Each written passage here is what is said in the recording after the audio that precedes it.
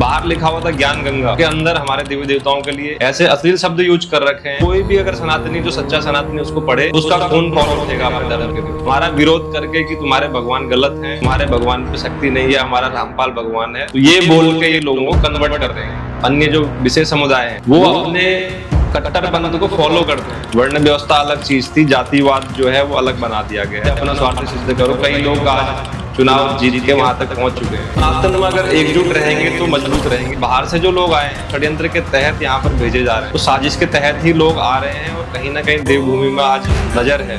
देवभूमि उत्तराखंड से ही सनातन धर्म का जो उद्गम स्थल है, इसको अगर कब्जा कर लिया, इसको अगर दूषित कर दिया तो वो अपने जो लक्ष्य है उसमें कामयाब होंगे। देवभूमि में मस्जिदों का क्या काम है? आप अपने घर में करो, एक इकट्ठा होने की जगह है और वो अपने घर में भी नमाज पढ़ सकते हैं। पूरा करबला आपने देखा होगा, कम से कम 2 किलोमीटर का एरिया है। हमारे पहाड़ में इतना बड़ा कब्रिस्तान, लव जिहाद हो रहा है, रोजगार पे कब्जा हो रहा है और हमारी जमीनों पे भी कब्जा हो रहा है। फिर उसके बाद भी अगर आज सनातनी चुप रहे, फिर ये हमारी बेवकूफी है कि हम इस पे आवाज नहीं उठा। रोड में मंदिर, हमारा बैजनाथ मंदिर नीचे है और टॉप में वहां पे मस्जिद चल रही है। गाँव में मस्जिद ऊपर है, जो पहले सुबह धूप मस्जिद पे पड़ती है, मंदिर पे बाद में पड़ रही है। तो यही देवभूमि में जो आज पतन की तरफ जा रहे हैं, जो आपदाएं आ रही हैं, जो यहाँ पे अपराध बढ़ रहे हैं, कहीं ना कहीं इसी का असर है। देवभूमि खुद संकेत दे रही है इस चीज कि अभी भी आप लोग समझ जाओ, अभी जो है अपनी संस्कृति को बचाओ, धर्म की तरफ जो है वापस जागरूक रहो। हमारा जो मानना है कि सनातन धर्म से ही राष्ट्र चल पाएगा। धर्म के प्रति जागरूक होंगे तो देश तो अपने आप में जो है अखंड होगा और मजबूत होगा।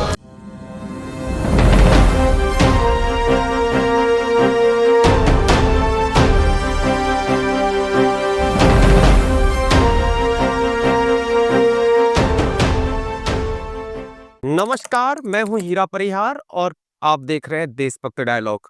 आज देशभक्त डायलॉग के माध्यम से हम बातचीत करेंगे सनातन धर्म को लेकर, सनातन मानबिंदुओं को लेकर हम बातचीत करेंगे। और इन सब चीज पर बातचीत करने के लिए आज हमारे इस खास पेशकश पर हमारे साथ जुड़ने जा रहे हैं राष्ट्रीय सेवा संघ के संस्थापक, राष्ट्रीय अध्यक्ष हिमांशु जोशी जी हमारे साथ जुड़ रहे हैं। तो हमारे साथ बने रहिए हीरा परिहार देशभक्त डायलॉग के साथ। गुरुजी नमस्कार, आपका बहुत बहुत स्वागत है हमारे इस खास पेशकश में। धन्यवाद, आपका भी हार्दिक स्वागत है। आज कार्यालय में आप आए हैं और सनातन धर्म के लिए संगठन की जो उद्देश्य है वो लोगों तक पहुंचाने के लिए आपका जो प्रयास है वो भी सराहनीय है।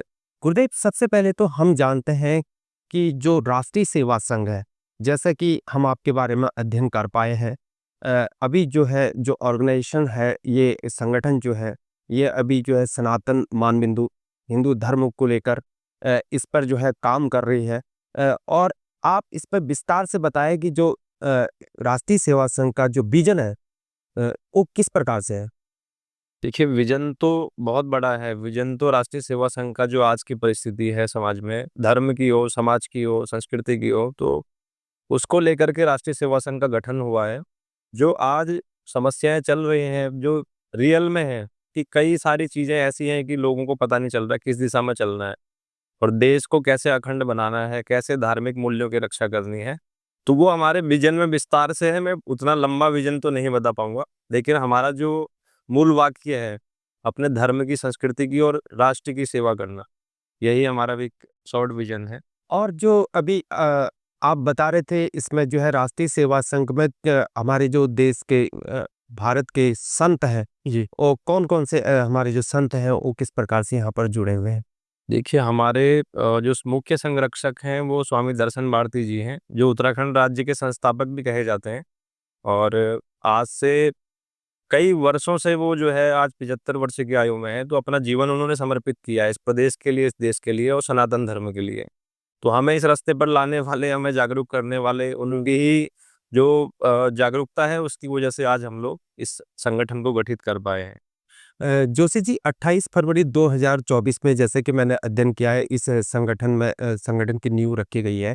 और उसके बाद जब से खड़ी हुई है, ये संगठन जब से खड़ा हुआ है तब से अभी तक सनातन मानबिंदु पर, हिंदू मानबिंदु पर क्या बदलाव आए हैं।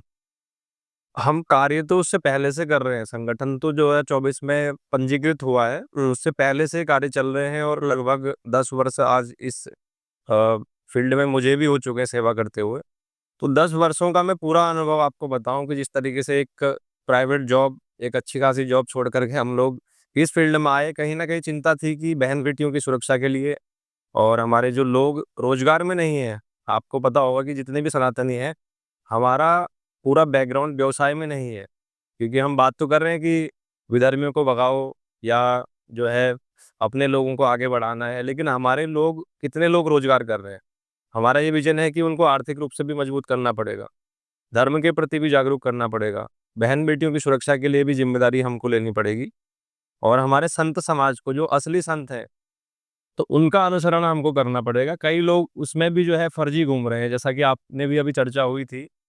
तो कई सारे संत समाज का चोला ओढ़े कई लोग जो हमारे धर्म को कमजोर कर रहे हैं, तो उनसे भी हमें बचना है। उनको पुलिस की सहायता से या जैसे भी हम लोग जो धर्मांतरण कर रहे हैं, उन सभी का हम लोग लगातार पर्दाफाश कर रहे हैं। और कई सारे जो अवैध कब्जे हैं, और पहाड़ में जितने भी अवैध मस्जिद, अवैध मदरसे, अवैध फेरियां चल रही हैं, हमारे व्यापारियों के व्यापार पर जो है चोट पहुंचाई जा रही है, तो उस पे हमारी टीम काम कर रही है। एक जो जी अभी आजकल एक बहुत बड़ा विवाद चला है रामपाल को लेकर, तो जी। ये क्या किस प्रकार से हो रहा है और लोग इसमें जुड़ रहे हैं?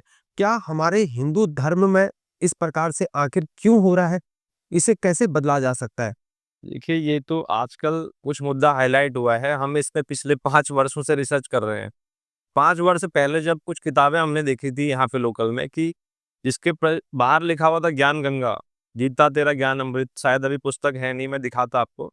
तो उसमें हमारा जो ओम बना हुआ है, उसमें क्रॉस का चिन्ह भी है, उसमें मुस्लिम का जो वो है वो भी बना हुआ है।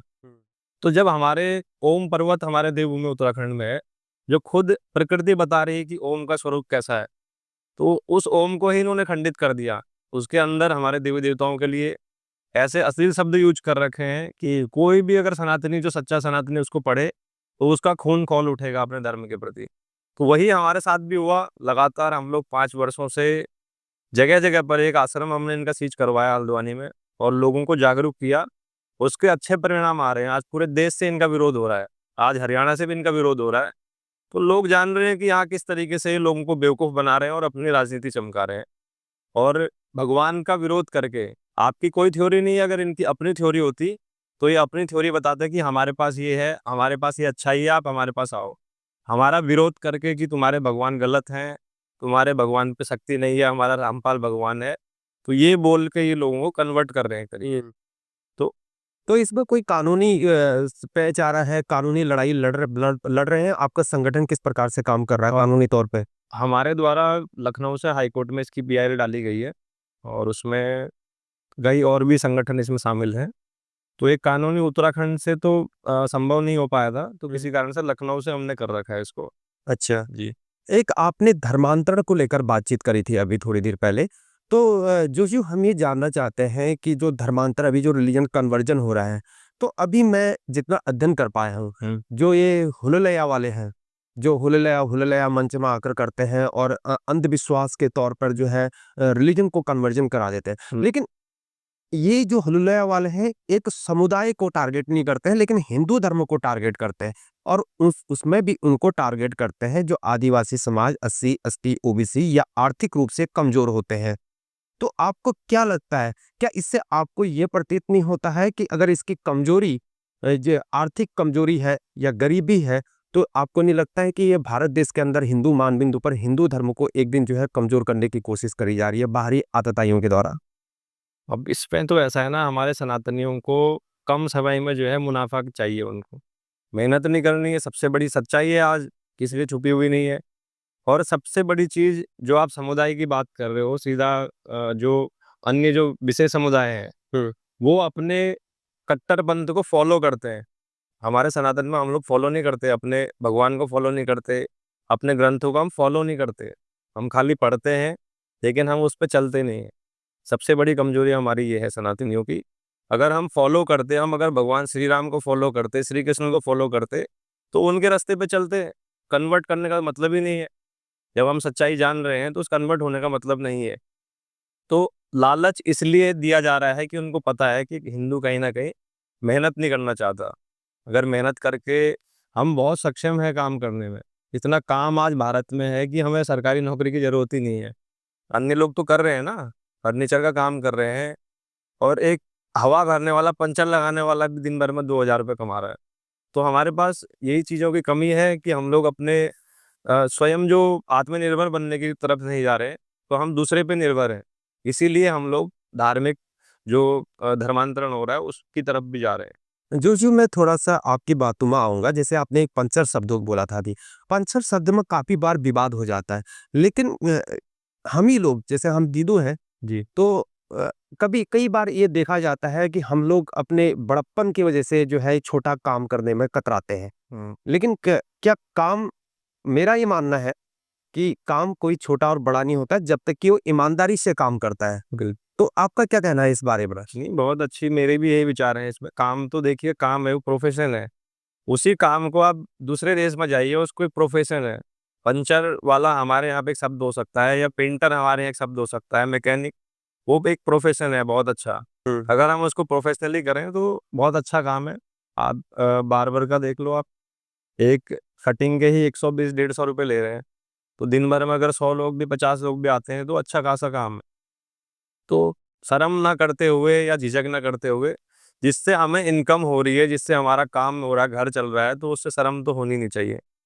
तो अगर हम 8,000 की नौकरी कर रहे हैं, इससे अच्छा हम 10,000 का अपना काम कर रहे हैं, तो अपना अपनी मर्ज़ी से काम चलने वाला है, तो उसकी तरफ जाना चाहिए लोगों को। जो आपने धर्मांतर को लेकर बात करी, मैं उसी क्वेश्चन में दोबारा आता हूँ। अ, हिंदू धर्म के अंतर्गत कहीं न कहीं लगता है कि हिंदू धर्म अभी जातिवाद में फँस चुका है। हुँ। जातिवाद, मैं अगड़ा जाति, मैं पिछड़ा जाति, या मैं उच्च जाति, मैं ब्राह्मण, मैं ठाकुर, इसी में उलझा हुआ लगता है। तो किस प्रकार से इसको साधा जा सकता है कि हाँ, हम सब एक हैं? और जबकि ये देखा जा रहा है कि अभी जो एससी, एसटी, ओबीसी है, इसमें ये देखा जा रहा है कि कई लोग ऐसे भी हैं जो अंबेडकर को भगवान मानते हैं। तो मैं कई बार अपने प्रोफ़ेशन में ये क्वेश्चन भी पूछा उन लोगों से कि आप अंबेडकर जी को भगवान मानने लग चुके हैं, ये सब चीज़। तो वो बोलते हैं कि ये हमारा अधिकार है, हम किसी को भी मान सकते हैं। तो जबकि भगवान एक है। तो इस बारे में आपके क्या विचार हैं? देखिए, एक महापुरुष महापुरुष हो सकता है, उनके आदर्श हो सकते हैं, पर उसको हम किसी को भी भगवान मान लें, क्योंकि कई सारे व्यक्ति हैं आज भी जो अच्छा काम कर रहे हैं। हुँ। आज भी समाज में कई लोग हैं, पर उनको भगवान नहीं माना जा सकता। कि भगवान तो, उसकी शक्तियाँ तो अपार हैं, वो तो सभी को पता है कि भगवान क्या कर सकते हैं। एक व्यक्ति सीमित उसमें ही काम कर सकता है अपने दायरे में, जितनी उसकी क्षमता है। तो बँटा हुआ है, ये सब है, ये वर्ण व्यवस्था अलग चीज़ थी, जातिवाद जो है वो अलग बना दिया गया है। वो कुछ लोगों के स्वार्थ की वजह से, क्योंकि बाँट करके राजनीति हो रही है, आपको भी पता है। तो एक समुदाय को बाँट लो, एक जाति को बाँट लो, उससे अपना स्वार्थ सिद्ध करो। कई लोग आज चुनाव जीत के वहाँ तक पहुँच चुके हैं। तो इसका उदाहरण आप सभी के सामने है कि जातिवाद में बाँटने से किसका फ़ायदा हो रहा है। उनका फ़ायदा तो नहीं हो रहा जो निचले स्तर के लोग हैं। वो तो आज भी कहीं न कहीं जो है प्रताड़ित हैं, और किस अवस्था में है वो हम लोग धरातल पे जाते हैं तो हमें पता रहता है। हुँ। तो सनातन में अगर एकजुट रहेंगे तो मजबूत रहेंगे, ये सभी को पता है। आज समझ में आ रहा है लोगों के, हुँ। और लोग संगठित भी हो रहे हैं सनातन के साथ। थोड़ा-सा हम ये कुमाऊँ में आएँगे, जो कि कुमाऊँ का द्वार कहा जाता है, हल्द्वानी को कहा जाता है। बीच में हाल ही में एक केस देखा गया है इसमें विपिन पांडे जी को लेकर। ये किस प्रकार से मैटर हो सकता है? क्या हो सकता है? कानूनी हो सकता है या कोई षड्यंत्र रचा जा रहा है? कुछ इस प्रकार से हो सकता है क्या इसमें? देखिए, इसमें मैं तो उनसे परिचित हूँ नहीं, लेकिन वो सनातन धर्म के लिए काम करते हैं, जितने भी लोग कर रहे हैं, जितने एक्टिव हैं, तो उनके साथ हमें खड़ा होना है। और हम कोर्ट में भी उनके वहाँ पर साथ में थे, पूरे दिन भर साथ में थे, और थाने में भी हम लोग साथ में गए थे पूछने के लिए। अब ये राजनीतिक आपका आपसी हो सकता है, लेकिन जो व्यक्ति समाज के लिए लड़ रहा है, वो लोगों के लिए राजनीतिक नहीं है। जो जनता है, वो तो हिंदू ही है ना, वो तो सनातनी ही है सभी। वही लोग आपके भी समर्थक हैं, वही दूसरे के भी समर्थक हैं। तो आपका आपसी अगर किसी का भी हो, उसको हम सनातन में नहीं, आड़े नहीं आने देंगे। धर्म की लड़ाई में सभी लोग एक हैं। तो राजनीति अलग रख के हमें जो है, जो धार्मिक जो लड़ाई लड़ रहे हैं, उनको समर्थन करना पड़ेगा। अभी कुछ दिन पहले जो है ये हल्द्वानी में वो एक बुलनपुरा, क्या है वो? बनपुरा। बनपुलपुरा, मैंने वहाँ पे एक डॉक्यूमेंट्री करी थी। तो अभी वहाँ पर जो है डोमिसाइल सर्टिफिकेट जो फेक बनाया गया है, क्या आपको लगता है कि इसमें जो ये उत्तराखंड के अंतर्गत जो है यहाँ पर रोहिंग्या आ चुके हैं, ये लैंड जिहाद जैसा काम हो रहा है? देखिए, ये तो बहुत सालों से हम लोग रिसर्च ही कर रहे हैं। हम कई जगह जो है पकड़ चुके हैं, कई जगह सच्चाई कानून के सामने ला चुके हैं। ये तो कब से चल रहा है उत्तराखंड में। जो उत्तराखंड के मुस्लिम थे, जो पहले से यहाँ पर थे, वो हमारे कुमाऊनी गढ़वाली भाषा बोलते थे, आपको भी पता होगा। तो वो हमारे कल्चर में ढले हुए थे। जितने बाहर से जो लोग आए हैं, वो षड्यंत्र के तहत यहाँ पर भेजे जा रहे हैं। एक सर्फ के पैकेट लेके, एक 10 कंबल लेके जो है लोग यहाँ से धारचूला, बागेश्वर, पिथौरागढ़, पता नहीं कहाँ-कहाँ पहुँच रहे हैं। तो उसके पीछे अगर साजिश नहीं है, तो इतनी कमाई तो है नहीं उस चीज़ में। 10 कंबल में कितना कमाएगा आदमी? तो साजिश के तहत ही लोग आ रहे हैं, और कहीं न कहीं देवभूमि में आज नज़र है कि पूरे विश्व के सनातनियों का हम इसको आस्था का केंद्र मानते हैं कि देवभूमि उत्तराखंड से ही सनातन धर्म का जो उद्गम स्थल है। इसको अगर कब्जा कर लिया, इसको अगर दूषित कर दिया, तो वो अपने जो लक्ष्य है उसमें कामयाब होंगे। क्या आपको लगता है कि इसमें कोई पॉलिटिकल वेंडेटा है? पॉलिटिकल तो मुझे लगता नहीं है पॉलिटिकल ऐसा कुछ होगा, क्योंकि जहाँ पर भी सच्चाई सामने आती है तो कार्रवाई तो उसमें होती है। बाकी पॉलिटिकल का मेरे को आइडिया नहीं है कुछ। जो हम ये जानना चाहेंगे कि अभी हम देवभूमि से बिलोंग करते हैं, देवभूमि से हम पटेन करते हैं यहाँ से। लेकिन अभी क्या हो रहा है, देवभूमि के अंतर्गत हम पहाड़ों को नहीं कि सौकार व्याप्त अतरनवाल बात करने तो हुनुक बजुन बजुन ढोल बजाना बजाते बजाते जो है सौकार को अतरवाने में जो है उनके पसीने छूट जाते हैं। वो घुटने ऊपर कर करके जो है वो ढोलक को सर तक ले आते हैं, तब भी उनके अंदर जो है वो डंगरिया के ऊपर देवता अवतरित नहीं होते हैं। लेकिन आजकल जो देख रहा हूँ मैं उत्तराखंड के अंदर या पूरे देश के अंदर इस प्रकार से चला है, राजस्थान के अंदर या गुजरात के अंदर या हमारे उत्तराखंड देवभूमि या वेस्ट बंगाल में कालिका वाले चलते हैं। वो कैमरा देख के उनके अंदर देवता कैसे आ जा रहा है, किस प्रकार के देवता है या कि रील्स वाले हैं या किस प्रकार से हो रहा है? कि इससे नहीं लगता कि हमारे हिंदू धर्म का मजाक बनता है इससे? अब ये तो सच्चाई वही जाने, लेकिन हम तो बचपन से जो देखते आ रहे हैं, क्योंकि हम देवभूमि में पैदा हुए, और हमारे से कोई चीज़ें छुपी हुई नहीं है। सनातन को हमसे अच्छी तरह कोई नहीं जान सकता कि सनातन की क्या सच्चाई है। तो जो चीज़ें हमने देखी हैं बचपन से, वो कहीं न कहीं आज टेक्निकल उसमें सोशल मीडिया के ज़माने में जो है उसको हाईटेक कर रहे हैं लोग। ये चीज़ें हम देख रहे हैं, तो उसका मज़ाक तो नहीं हमें बनाना चाहिए। उसको सोशल मीडिया पे डालना ही नहीं चाहिए पहली बात। क्योंकि जो चीज़ें हमने देखी थी, जो मैं अभी आपको बता रहा था कि लाल चिमटा करके मुँह में रखना, या अपने शरीर पे कपड़े उतरे हुए हैं और मार रहे हैं, कुछ भी नहीं हो रहा है। तो ये चीज़ें हमने देखी है सच्चाई। तो इस बात पे तो मैं बहुत लोगों से बहस भी करता हूँ बाहर, कि ये हमारे देवभूमि में आओ, हम दिखाते हैं आपको साक्षात कि कहाँ पे सनातन धर्म का क्या सच्चाई है। ऐसी-ऐसी चीज़ें हमारे पास यहाँ पर हैं, जैसे पाताल भुवनेश्वर आपने पहले सुना होगा, दूध निकलता था वहाँ। हाँ, हाँ। हाँ, तो वो चीज़ थी। और एक हमारा मंदिर है यहाँ पे उत्तरकाशी में। इतना बड़ा एक चट्टान है, जो एक उँगली से लगाते हैं तो हिलता है वो, और हाथ लगाते हैं तो नहीं हिलता है। तो ये कहीं न कहीं खुद प्रकृति बता रही है कि यहाँ पे जो है कुछ ना कुछ एनर्जी है। कसार देवी मंदिर आप देखिए, और बागनाथ, जागेश्वर, केदारनाथ, और वो धाम तो है ही है, उससे तो हम फिर कुछ नहीं कर सकते। जो शिला जिसने पूरा मंदिर को बचाए रखा, धारी देवी मंदिर है, तो बहुत सारी चीज़ें इस देवभूमि में हैं, जो खुद प्रमाण दे रही हैं कि कहीं न कहीं सनातन में अभी भी ताकत है, वही ताकत है, पर हम कमज़ोर हैं। ऐसा क्यों हो रहा है जोशी? हम ये जानना चाहते हैं कि देवभूमि हरिद्वार में भी हमने ये देखा है कि वहाँ पर लोगों ने जो हिंदू धर्म के हैं उन्होंने पीर बाबा, क्या आपको लगता है कि उत्तराखंड के अंतर्गत जो है मस्जिद गैर मस्जिद के निर्माण हो रहे हैं, मस्जिद के निर्माण हो रहे हैं, इस प्रकार से अगर हो रहे हैं तो संगठन और संघ किस प्रकार से काम कर रहा है इसमें? कि सबसे बड़ी विडंबना तो यही है कि हमारे लोग अपने धर्म से भटक रहे हैं, क्योंकि अपने शास्त्रों को तो पढ़ा नहीं। अपने पहाड़ से भी लोग कटे हैं, कि पहाड़ से जो लोग शहर में आ चुके हैं, वही लोग ज़्यादातर इस तरीके के काम कर रहे हैं। अगर ऐसी साजिश के वो शिकार हो रहे हैं, क्योंकि वो पहाड़ से अपनी जड़ों से कट चुके हैं। आज हम भी अगर यहाँ पे रह रहे हैं, लेकिन हमारा अभी भी निवास है, परिवार पहाड़ में रह रहा है। हमारी तो मजबूरियाँ हैं कि हम लोग अपने संगठन के तहत, लेकिन ये कहीं न कहीं एक बहुत बड़ा साजिश है। कुछ लोग अपने स्वार्थ के लिए कर रहे हैं, क्योंकि वहाँ पर कुछ लोग आए, चढ़ावा चढ़े। तो ये लोगों को तोड़ने का ये भी एक साजिश है, जो मज़ारें बना रहे हैं और मस्जिद बन रहे हैं। देवभूमि में मस्जिदों का क्या काम है? जब देवभूमि हमारी सरकार खुद कह रही है कि ये सनातनों के जो है, हिंदुओं की आस्था का केंद्र, इसको हम बना रहे हैं राजधानी, तो यहाँ मस्जिद का क्या काम? आप अपने घर में करो। मस्जिद में कोई पवित्र स्थल थोड़ी है उनके लिए। एक इकट्ठा होने की जगह है, और वो अपने घर में भी नमाज़ पढ़ सकते हैं। तो ये चीज़ें हम तो लगातार माँग कर रहे हैं सरकार से। लेकिन अगर इस प्रकार से अगर ऐसे मस्जिद बनते चले जाएंगे, ये मैं थोड़ा सा बातों को इसके लिए मैं माफ करना चाहूंगा, लेकिन बोलना बहुत जरूरी क्योंकि ये सोचनी है और ये विचारणी है क्योंकि जमीन का मुद्दा है। अगर जगह जगह मस्जिद बनेंगे और इस प्रकार से एक समुदाय के द्वारा जो है लैंड जिहाद हो रहा है कि मतलब इस पे जो है हिंदू जो है मरने के बाद जो है अनेक तत्वों में विलीन हो जाता है, लेकिन उनको जो है एक उसमें जमीन में जो है वो किया जाता है, इस प्रकार से उनका होता है। लेकिन क्या आपको भी लगता है कि इससे जो है लैंड जिहाद या लैंड में कब्जा करने वाली जो कुछ ऐसा मैटर है?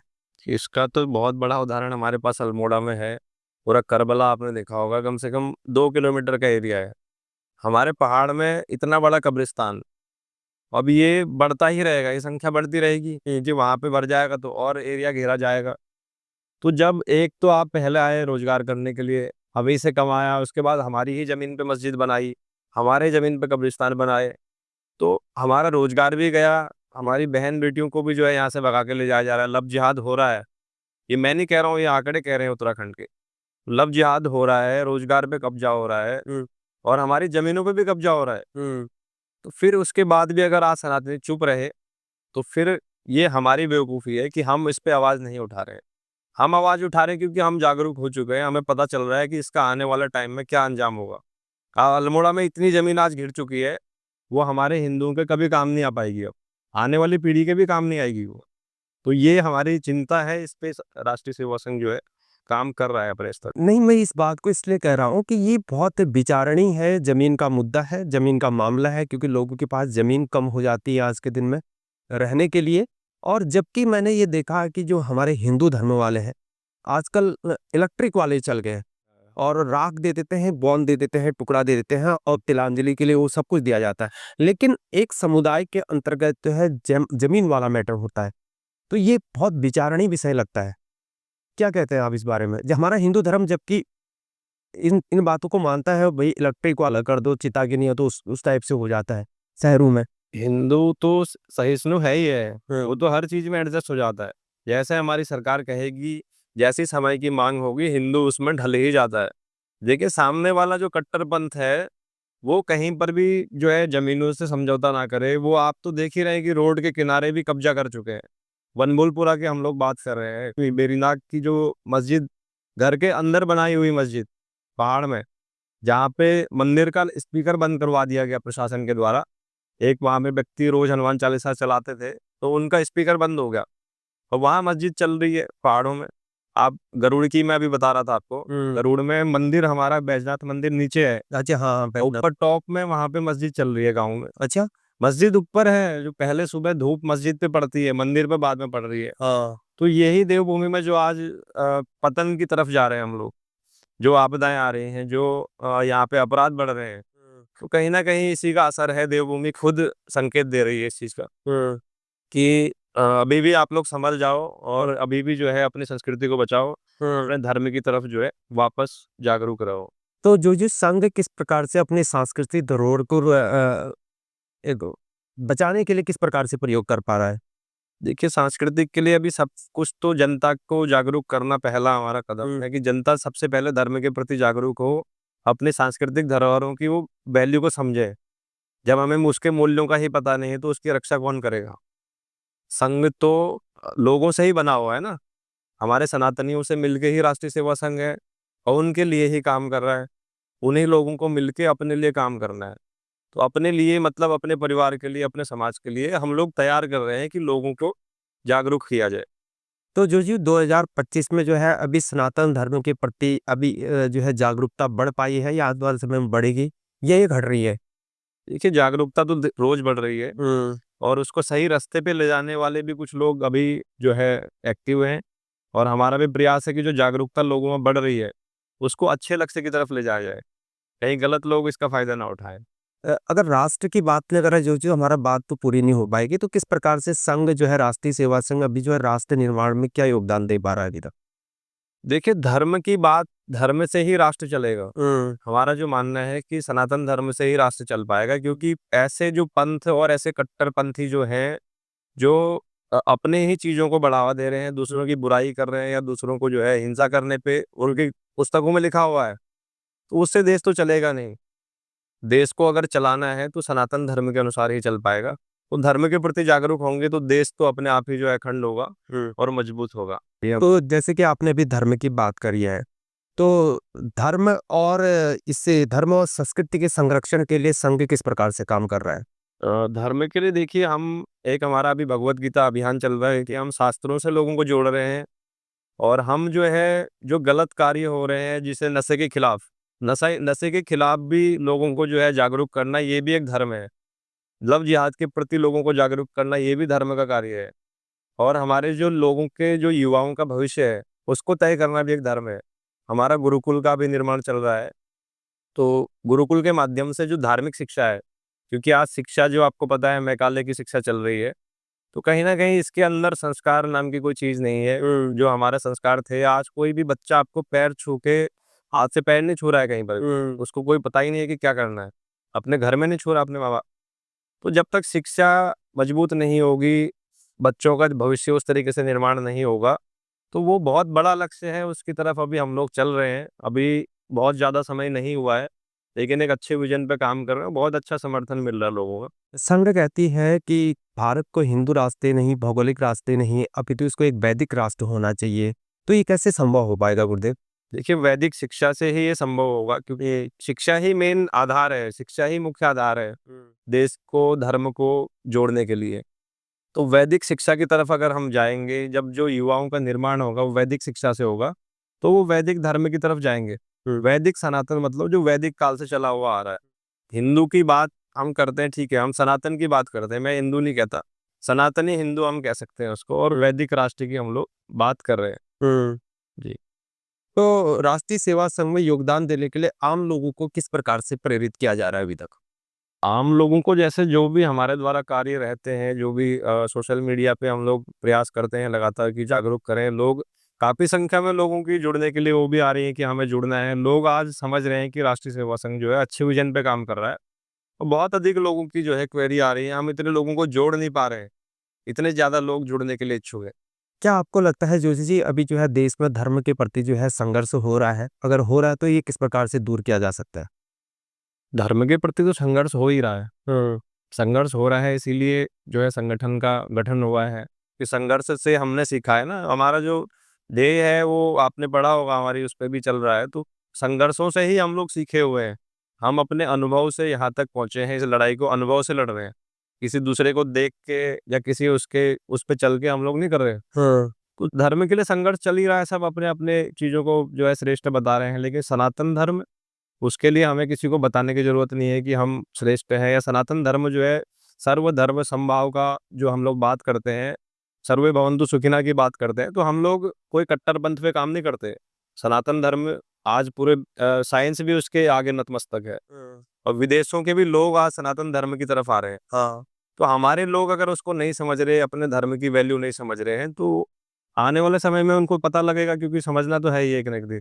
जब आने वाली पीढ़ियाँ संस्कारहीन हो जाएँगी, जब उनकी शिक्षा जो है कॉन्वेंट वाली चल रही है पूरी, तो हमें वैदिक शिक्षा को बढ़ावा देना है, और जो भी प्रयास हैं यही धर्म के लिए ही चल रहे हैं। जो अभी हाल ही में जो है धीरेन्द्र शास्त्री जी ने सनातन हिंदू एकता पद यात्रा निकाली थी। आप भी उसमें शरीक हुए थे, आप भी उसमें शामिल हुए थे। लेकिन कुछ कंट्रोवर्शियल भी रही उनकी यात्रा। तो उसमें मेरा जो मानना है, मैंने जो देखा है, हम बात करेंगे यहाँ पर एकता कपूर की। तो एकता कपूर वो महिला जो कभी जिन्होंने जो है रिश्तों को सनातन हिंदू मानबिंदु पर जो है चोट करने की कोशिश की, रिश्तों को तार-तार किया। आज उनको मंच साझा किया जा रहा है और वहाँ पर आके वो अपने एस्ट्रो ऐप का प्रचार कर रही है। क्या हमारा हिंदू धर्म इतना कमज़ोर है कि जो है कोई भी आके जो है यहाँ पर जो है छुपने की कोशिश कर रहा है और हिंदू धर्म के चोला को ओढ़ने की कोशिश कर रहा है? हम बात करते हैं राज कुंद्रा की बात करते हैं। उन्होंने भी कई बार जो है इसमें जो पीआर का काम किया है, जो कि पोर्नोग्राफ़ी जो कि हमारे सनातन, तो क्या लगता है आपको, क्या हिंदू धर्म का चोला ओढ़ा जा रहा है? अब देखिए, ये तो वहाँ तक मुझे जानकारी है नहीं, लेकिन कई लोग आज जो है सनातन धर्म को ऐसे भी इस्तेमाल कर रहे हैं कि जो जागरूकता है लोगों की, मैंने आपको बताया भी कि गलत रास्ते पे ना जाए। उसका कहने का अर्थ यही था कि गलत रास्ते पे या गलत लोग उसका फ़ायदा ना उठाएँ। जो लोगों में आज जागरूकता है अपने धर्म के प्रति, अपने बहन-बेटियों के प्रति, अपने भविष्य के प्रति, तो उसको सही रास्ते पे ले जाने का हम प्रयास कर रहे हैं। बाकी अन्य लोगों की क्या चीज़ें हैं, क्या नहीं है, वो तो सभी लोग जान रहे हैं। उस पे मेरा टिप्पणी करना ठीक भी नहीं रहेगा। क्या आपको लगता है कि सनातन धर्म जी। इस पर जो है यहाँ पर सनातन धर्म को बचाने के लिए इस प्रकार से कोई आपको कोई चुनौती लगती है इस पर? कि चुनौती यही सबसे बड़ी चुनौती तो यही है कि हमारे लोग मैंने बताया आपको कि आत्मनिर्भर नहीं हो रहे हैं। सबसे बड़ी चुनौती यही है कि हमारे लोग अपने जो काम है, जो टेक्निकल जो चीज़ें हैं, वो हमारे लोगों के पास नहीं है। व्यापार हमारे लोगों के पास नहीं है। चाहे वो सब्जी का व्यापार हो, चाहे वो राशन का व्यापार हो, चाहे वो फर्नीचर का हो, बिल्डिंग का हो, तो सारे व्यापार हमारे लोगों के हाथ से जा चुके हैं। तो एक दिन अगर पूरा जैसे शुक्रवार को रहता है तो आप देखते हैं कि कितना बड़ा वो हो जाती है। वेल्डिंग का काम हो और या कोई सा भी काम आप ले लो छोटे से लेके बड़ा तक, तो हमारे लोग व्यापार में नहीं है, नौकरी की तरफ ज़्यादा जा रहे हैं और इतनी पढ़ाई करके लास्ट में उनको जॉब ही करनी है। एक दूसरी तरफ दूसरे व्यक्ति हैं जो 10 साल से ही अपने टेक्निकल चीज़ों को डेवलप कर रहे हैं, बहुत उसके हमारी पढ़ाई पूरी होने तक वो कहाँ पहुँच रहे हैं, उससे भी ज़्यादा इनकम वो कर रहे हैं अपनी। जो अभी जैसे कि आपने देखा कि दिल्ली के अंदर बॉम्ब ब्लास्ट हुआ और उसमें एक समुदाय के जो है पढ़े लिखे लोग डॉक्टर जो कि मुस्लिम समुदाय से आते हैं और पढ़े लिखे लोग इसमें आए जो कि देश के साथ गद्दारी कर रहे हैं, देशद्रोह जैसा काम कर रहे हैं। तो ये किस प्रकार से हम अपने युवाओं को राष्ट्र निर्माण की तरफ प्रेरित कर सकते हैं कि वो देशभक्त बने? तो ये किस प्रकार से हो सकता है? अब वो प्रोफेशनल होने के बाद भी जो है अपने कट्टरपंथ पे चल रहे हैं। ऐसे बहुत सारे लोग हैं और वहाँ पे अच्छे लोग भी हैं, जैसे अब्दुल कलाम की हम लोग बात करते हैं। तो ऐसे भी कई सारे लोग हैं जो प्रेरणा भी जिन्होंने देश के लिए दी है। लेकिन अभी भी कई सारे लोग ऐसे हैं कि जो कट्टरपंथ पे चल रहे हैं, उनको धर्म अपने ही मज़हब से लेना देना है, उनको देश से कुछ लेना देना नहीं है। तो ऐसे लोग से हमें सीख लेके अपने युवाओं को अपने देश के प्रति, अपने धर्म के प्रति जो है समर्पित बनाना पड़ेगा। वो सब शिक्षा से ही संभव होगा। शिक्षा अगर मजबूत होगी और हमारे संस्कार मजबूत होंगे, संस्कृति संरक्षित रहेगी, तभी हम राष्ट्र का निर्माण कर पाएँगे और इसके लिए जो है सरकारों को भी इस पर ध्यान देना होगा, क्योंकि बिना सत्ता के, बिना शासन के कई चीज़ें संभव नहीं है। क्या आपको लगता है कि जो अभी जो हमारा युवा है, ये युवा कुछ ब्रह्मचर्य जिसे हम लोग बोलते हैं, उस दिशा से भटक चुका है? क्योंकि ये हनी ट्रैप पर फँसे जा रहे हैं आज के दिन में। यानी कि ये पाकिस्तान से लिंकअप हो जा रहे हैं, कोई ये लड़की इनको बस में कर ले रही है जी। या अदर कंट्री से आईएसआईएस से लिंक हो जा रहा है। तो ये उत्तराखंड तक भी घुसा है। लश्कर में साइबर ठगी का मामला आ रखा है। अल्मोड़े में अभी जो है वहाँ पर एक्सप्लोजिव को बनाने वाला जो है मटेरियल पकड़ा गया है। ये आखिर किस प्रकार से हो रहा है? क्या युवा किस प्रकार से राष्ट्र निर्माण में अपनी भागीदारी और ये सब चीज़ छूट जाए लालच जिस प्रकार से हो रहा है, देशभक्त बन पाए? ये मैंने बताया ना आपको कि कम समय में हर किसी को जो है ज़्यादा फ़ायदा चाहिए। आज आदमी मेहनत नहीं करना चाह रहा है, तो वो कहीं न कहीं जो ऐसे चीज़ों का शिकार हो रहे हैं। अभी हमारी डिस्कशन भी चल रही थी पुलिस विभाग से भी कि जैसे जो बाहर से पैसा आ रहे हैं, कई लोग गेमिंग का पैसा बोल के युवाओं का भविष्य बर्बाद हो रहा है, ठीक है? युवाओं के पास रोज़गार को उनको गाइड करने वाला कोई नहीं है कि आपको करना क्या है आगे। जैसे पहाड़ में भी आप देख रहे हैं कि 1 किलो चरस में पकड़ा गया, कहीं किसी चीज़ में पकड़ा गया। यहाँ पे इतने बड़े-बड़े माफिया बैठे हैं, उनके लिए कुछ नहीं हो रहा है, कि उनको पता है कि वो गलत काम भी कर रहे हैं, तो कैसे करना है। हमारे युवाओं को पता नहीं है, उसको पता है 1 किलो मुझे चरस बेचनी है और इससे मुझे पैसे मिल जाएँगे, तो मेरा काम चल जाएगा 1 साल के लिए। वो उसी में फँस जा रहे हैं और उनका पूरा भविष्य जो है, खत्म हो जा रहा है। तो इसके लिए ही हम लोग जागरूक कर रहे हैं, जब शिक्षा अच्छी होगी, जब गाइडेंस अच्छा होगा कि आपको आगे करना क्या है। बहुत सारे अवसर हैं पहाड़ में। लोग कर रहे हैं ना, बाहर से जाके भी लोग कर रहे हैं। तो वो जब पूरे परिवार के साथ यहाँ पे किराए में रह रहे हैं, तो हम लोग हमारा घर होने के बाद, तो हम नहीं कर पा रहे हैं। हमारे अंदर कमी है। काम की कमी नहीं है, माहौल भी बढ़िया है, कोई खर्चा नहीं है पहाड़ में, आपको भी पता है कि कितने अवसर हैं वहाँ पे काम करने के। बाहर के लोग टूरिस्ट वहाँ पर जाके जो है अपना 1-1 हफ्ता, 2-2 हफ्ते रह रहे हैं। तो ये हमें सोचना पड़ेगा कि आर्थिक रूप से हमें कैसे काम करना है और किस साजिश का हमें शिकार नहीं होना है। किस प्रकार से संघ जो है अपने बहनों के लिए, महिलाओं के लिए किस प्रकार से संघ काम कर रहा है? और नंबर दूसरा हम ये भी जानना चाहते हैं कि जो लड़कियां जो है फैक्ट्रीज में काम करते हैं, कुछ मनचले होते हैं और उपद्रवी होते हैं। 147 करोड़ देशवासी हैं तो इसमें उपद्रवी भी होंगे होंगे। बिल्कुल। तो किस प्रकार से जो मनचले हैं तो जो लड़कियों के साथ रैपिड एक्शन होता है, तो उसको रोकने के लिए महिलाओं के लिए क्या संघ किस प्रकार से कोई काम कर रहा है? अब इसके लिए त्वरित सहायता एक तो हम हेल्पलाइन के माध्यम से भी दे रहे हैं कि हमारा जो हेल्पलाइन नंबर है तो उसमें कॉल करें किसी भी समय, आप 24 घंटे कर सकते हैं। महिलाओं के लिए ये फिलहाल है, और अन्य सुविधा तो हम लोग जितने संसाधन हैं वो कर पा रहे हैं। एक शिकायत पोर्टल हमने बना रखा है कि कहीं पर भी आपके साथ गलत होता है, कि कई जगह हमने देखा है जैसे लव जिहाद के केस हमारे पास आए तो लास्ट में क्या रहता है, हमारी टीम लड़ाई लड़ती है तो कहीं ना कहीं वहां पे मनोबल टूटता है। लड़ाई लड़ी है आखिरी तक, और लास्ट में जो है बयान पलट दिए गए और हमारे ही लोगों को गलत साबित कर दिया गया, तो यहाँ पर भी लोग इसलिए इन मामलों में थोड़ा सा घबराते हैं। अगर ऑर्गेनाइजेशन से संघ से कोई जुड़ना चाहते हैं, भारत के निवासी, चाहे वो विदेश में रह रहे हो, हिंदू हो, सनातनी हो, विदेशों में भी सेवा दे रहे हैं अपनी, तो किस प्रकार से संघ से जुड़ेंगे और किस प्रकार से, किस प्रोसेस से आएंगे? फोनिंग क्या है, कॉलिंग क्या है, वेबसाइट क्या है? जुड़ने के लिए हमारी वेबसाइट है joinrss.org.in, तो उसी के माध्यम से हम लोग जुड़ने का प्रक्रिया, शिकायत पोर्टल, और एक हम अभी जो हिंदू व्यापारियों का एक पोर्टल बना रहे हैं पूरे भारत के, तो एक ऐसा प्लेटफॉर्म होगा जहाँ पे आप देख सकते हैं कि हमारे सनातनी जो व्यापार कर रहे हैं उनका सर्वे हम लोग कर रहे हैं, वो अभियान चल रहा है। तो वो एक हमारा फ्यूचर की प्लानिंग है कि सभी लोग एक मंच पे हों, तो और वहाँ पे व्यापार भी चले, वहाँ पे जो है धर्म के लिए भी संगठित हो, और हमारे लोग आपस में जो है एक दूसरे से व्यापार करें। अगर आपसे कोई फोन में कांटेक्ट करना चाहिए, कार्यालय का नंबर क्या हो सकता है? हमारा हेल्पलाइन नंबर एक ही अभी भारत के लिए है, 9429693593। 593 है। क्या आपको लगता है कि भारत के अंदर जातिवाद खत्म होना संभव है? देखिए, संभव है। जातिवाद तो मानसिकता के ऊपर है कि हम लोग जब नहीं सोचते, मैं तो कहीं पर भी किसी से जाति नहीं पूछता, मैं ये पूछता हूँ कि हिंदू है कि नहीं है। तो ये विचारधारा सबकी होगी तो खत्म होना बहुत आसान है। जो संघ जिस प्रकार से अभी काम कर रहा है, राष्ट्रीय सेवा संघ जो काम कर रही है, तो लोगों का समाज के प्रति जो सेवा है उसकी भावना बढ़ पाई है? हाँ, अभी जितना अभी समय संगठन को पंजीकृत हुए रहा है, तो उसमें काफ़ी बदलाव आए हैं, काफ़ी आज 50,000 से ऊपर हमारे पंजीकृत सदस्य हैं। कहीं न कहीं लोगों की विचारधारा इसकी तरफ है, इसीलिए लोग जो है स्वयं से आते हैं, इतने लोग आते हैं कि हम उनको जॉइन नहीं करा पा रहे हैं। इतने लोगों से हम संपर्क नहीं कर पा रहे हैं। सारे लोग आ रहे हैं, तो कहीं न कहीं लोगों को लग रहा है कि हाँ, उम्मीद है कुछ संगठन से। आने वाले समय में राष्ट्रीय सेवा संघ के दीर्घकालिक लक्ष्य कौन-कौन से हैं और इसको किस प्रकार से हम संभव कर पाएँगे? दीर्घकालिक लक्ष्य हमारे, जैसे बताया था मैंने, गुरुकुल का हमारा वो है कि हर प्रदेश में एक ऐसा गुरुकुल हो जहाँ में हमारे बच्चे वैदिक शिक्षा की तरफ जाएं, कि वैदिक शिक्षा ही वैदिक राष्ट्र का निर्माण करेगी।